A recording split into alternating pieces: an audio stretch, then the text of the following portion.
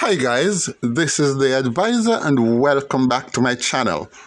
For some of you who are my regular fans, you might have noticed that I have not put out any video now for about 2 weeks. You see, guys, I do have a day job, and sometimes if it gets too hectic for me, I just haven't got the time to put out videos. So as soon as my channel has built up that I can earn some money from it, I would be quite prepared to put out videos daily and just put aside the day job. But in the meantime, sometimes you just have to give and take with me. So welcome back.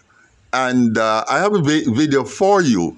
Now, this one is about a tragic and very touching human situation. This is something that happened to a friend of mine. Oh, before I go any further, guys, there are two persons who linked me about that guy who needed the bicycle, and for those two persons, I say thank you very much. The payment hasn't come through yet, but I know you. It just for me to send my information to you, and that's my fault. So I will do that very shortly. Anyway, the reason why I have not given you two guys my bank details and all of that is because I didn't want to take anybody's money until I had enough that I could just go down and just get on the bicycle same time or within the same week. And because I knew I didn't want to take anybody's money and like sit down on it for a long time, I just didn't bother to send my details to the two willing persons. So if I do get any more pledges, and I think I have enough pledges that would amount to the amount that I could make it up to get him the bicycle, then I'll just send my bank details at that time. So that's just what's holding it up. But let's see what happens. Okay. The whole intention is to put it on my channel when I'm handing over that bicycle or whatever. I want to put on my channel so that the donors could see that he actually received the benefit of their generosity. So I wouldn't want to take anybody's funds would want to take funds from anybody until I'm quite sure that I'll be able to deliver on my promise to this gentleman. So that's why, yeah?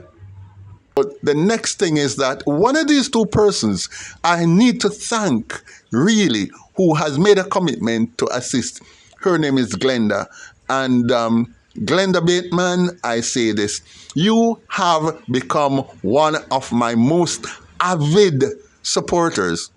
And believe me, I appreciate you in an extremely wonderful way. You have been the perfect supporter, and I have the greatest appreciation for you, and thank you for being there for my channel. Okay, so let me get into the video. There is this friend of mine. I will call her. She have a biblical name. She has a name from the Bible, but I don't want to use her right name, so I'll call her Rebecca instead. Now, I met Rebecca through my first baby mother. They were friends, and I met her through her, and she became one of my friends also. Anyway, this is Rebecca's story. I've been trying to get back to Rebecca for a number of years to get an update, but she's now living overseas, and I've totally lost touch with her. I heard that she got married again, but I don't know her married name, so because of that, I've lost touch with her. Anyway, here is the story, and some of you guys are going to want to say I was wrong in the advice I give her, because Rebecca had actually asked for my advice, and I gave her some advice, and she carried out my advice. And I want you guys to tell me if you think I was right or what else she should have done instead of what I told her. All right, here is Rebecca's story. She met a man and was going out with him for a while. At that time, Rebecca was maybe about 27, 28 at the time when she met this guy and they were going out together. They were dating. And eventually she fell pregnant. After she fell pregnant, the guy said the babies weren't his. He totally disowned the child. At the time, he was supposed to go on a training course in the United States. And when he was about to leave, she told him she was pregnant. He disowned the child, straight and proper. So she decided, no, she's not going to take it like that. She actually went and told one of his relatives that explained the situation to one of his relatives. I think it was an aunt. Now, when she told the aunt got back to the guy and told him what was said, right? About like a few days later, I mean, it was going on like that because I think when she got frustrated was when she was about 3 months pregnant, going into the 4th month, but she was at least 3 months pregnant. The guy was still paying her no attention, even though he knew. This same aunt went and told the guy's mother about this situation. The guy's mother, you know what the guy's mother did? The guy's mother came to Rebecca's house early one morning, like about 6 a.m., and knocked on the gate and called her out and created one scandal. And tell Rebecca, say, listen, you try frame my son, you try throw jacket for me picnic, you feel leave him alone until you know say I go foreign, you want blight him prospect, and you're trying to pin other man picnic. We know say you got this one, you sleep over this one, and she create one scandal on Rebecca.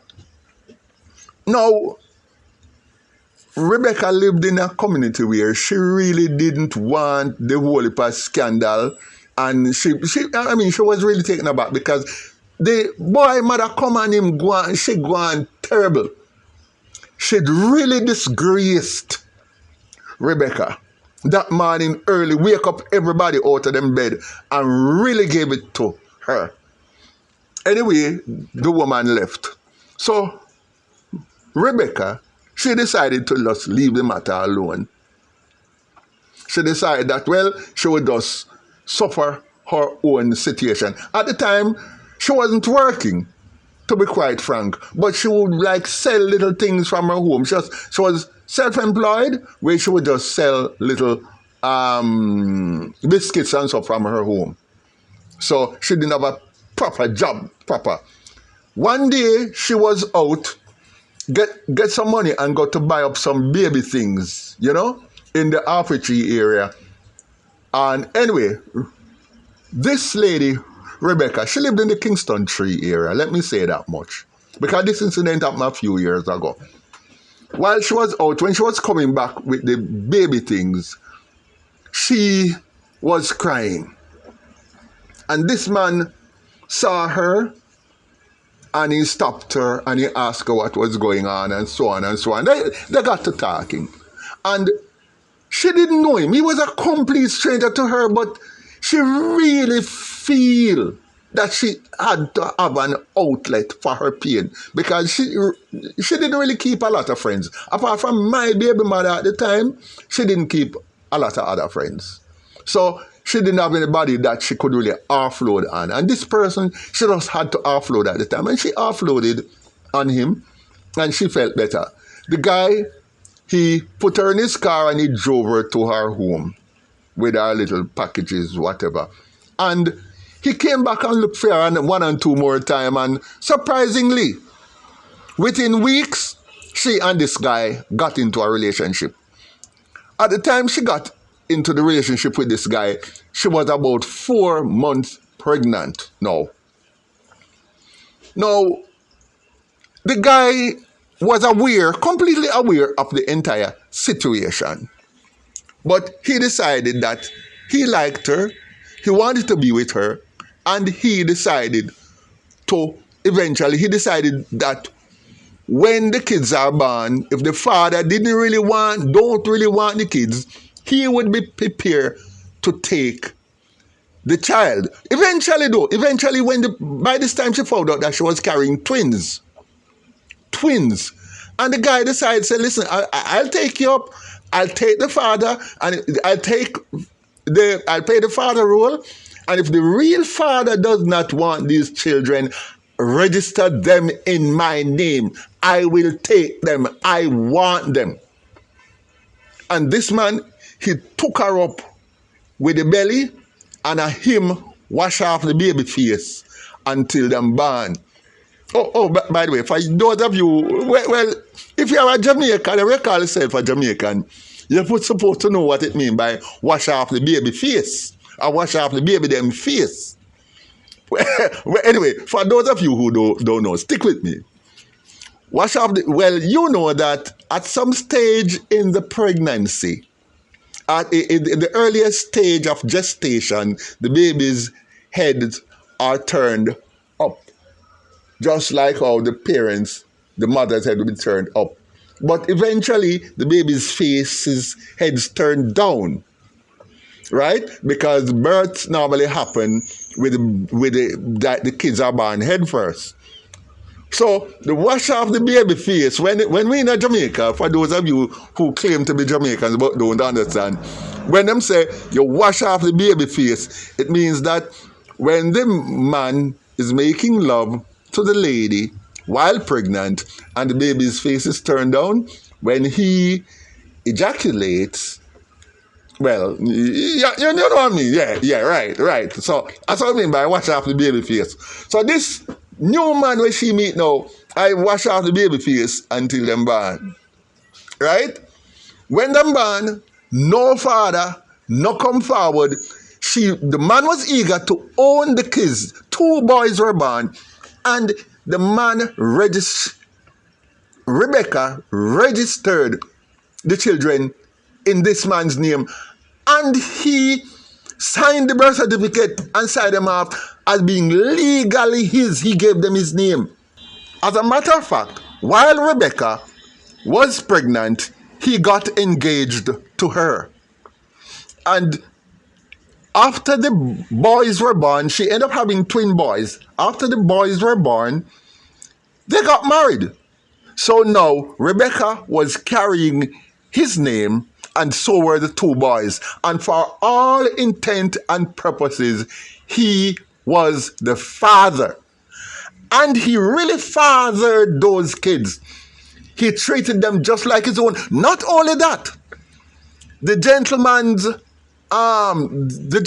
mother and the gentleman's sister and and everybody for him accepted the kids. They all know that these were not his biological kids. They knew. But they still welcome the boys into their lives as if it were the biological kids of their brother, son, whatever relationship he was to each. So every one of his side of family accept the boys. Rebecca never told the boys who their real father was. I give them the story. They grew up not knowing that this man was not their real father. They never knew. So, but here is the thing. A few years later, when the boys were maybe about 12, 13, Mary and the gentleman got divorced. Yeah, you know, the marriage didn't last. But despite them being divorced, this man's feelings for his son never wavered. So he still looked after his kids. After they divorced, Rebecca, who was by then working in a government ministry in the New Kingston area, she met somebody else.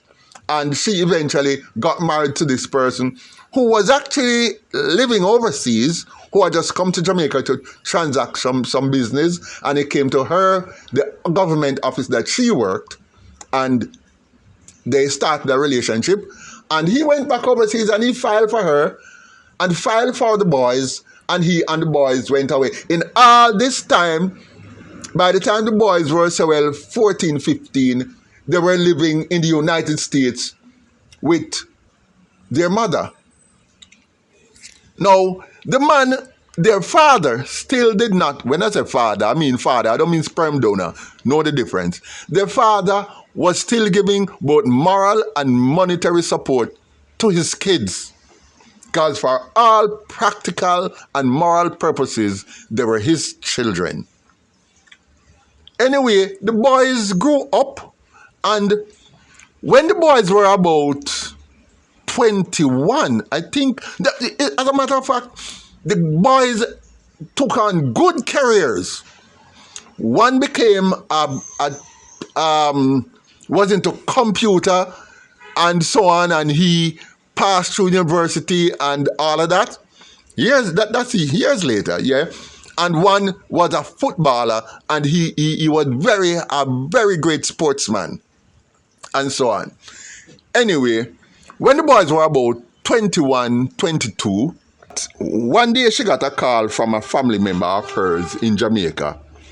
And this family member told her that there was this gentleman, this same gentleman who claimed to be the father of her kids, of her twin boys, and he wanted to get in touch with her.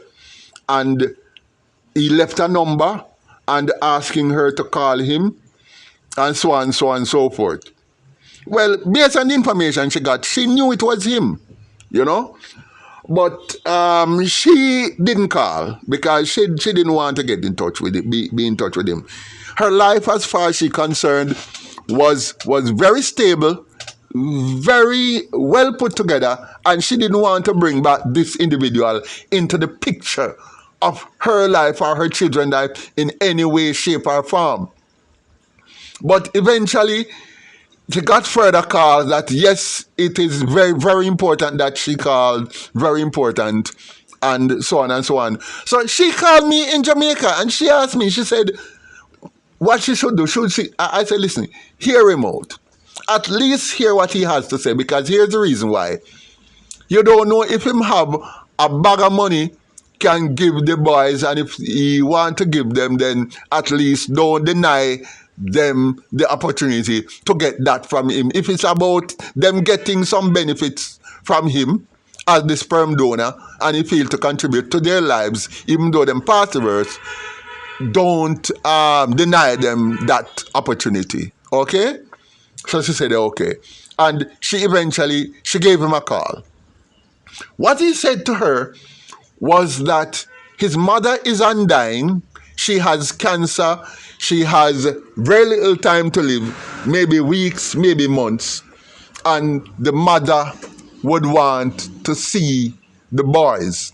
The mother is curious to see the boys before her eyes closed, and therefore, if she could grant him the opportunity of going to see her, and just take the boys so she can see them.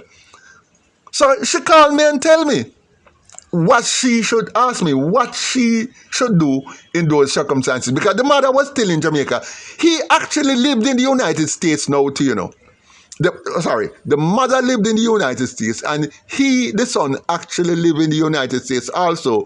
But he traveled all the way to Jamaica to go find out where Rebecca was with the kids, with the two boys. He wanted to know. And his son now, after he come down here and do a whole lot of, spend some maybe weeks or months doing detective work, he got contact.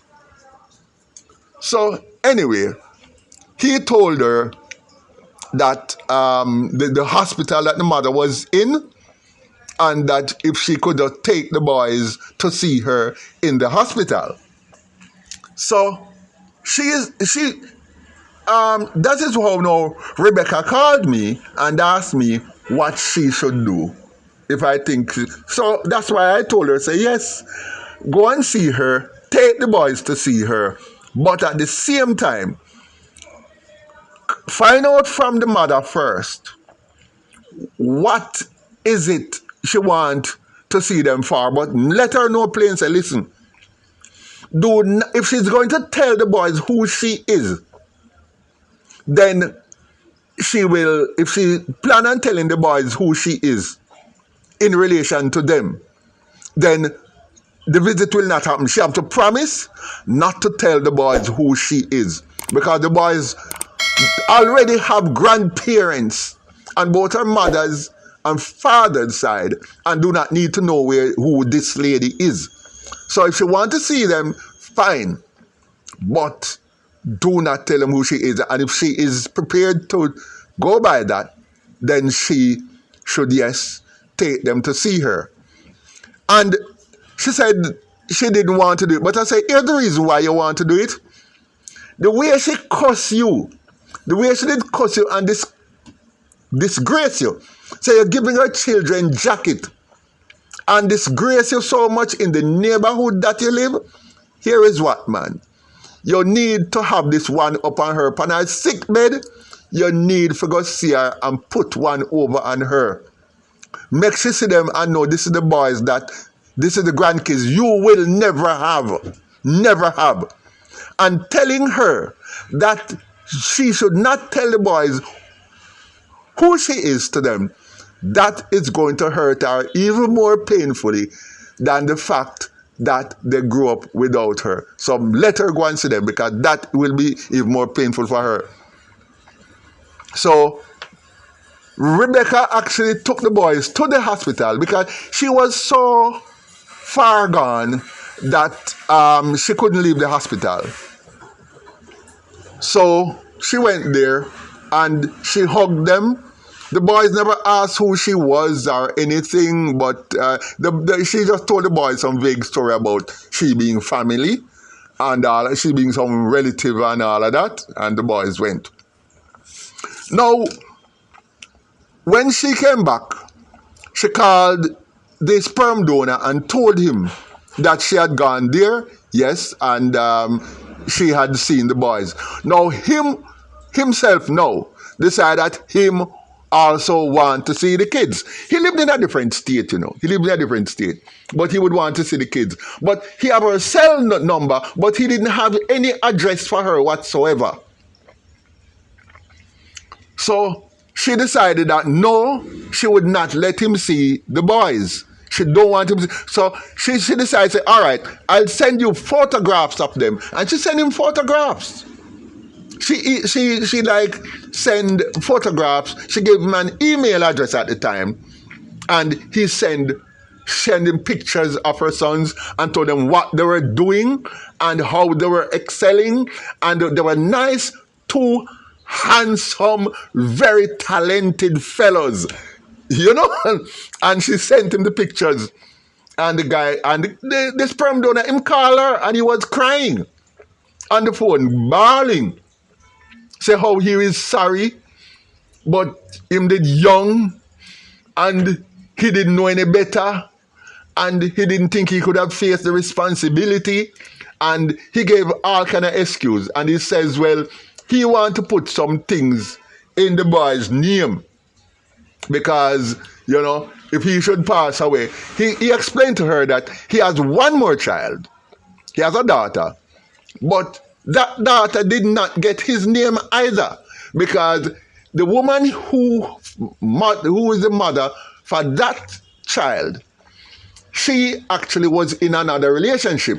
And even though it's his child, she had to give the child to the man with whom she was in the relationship with.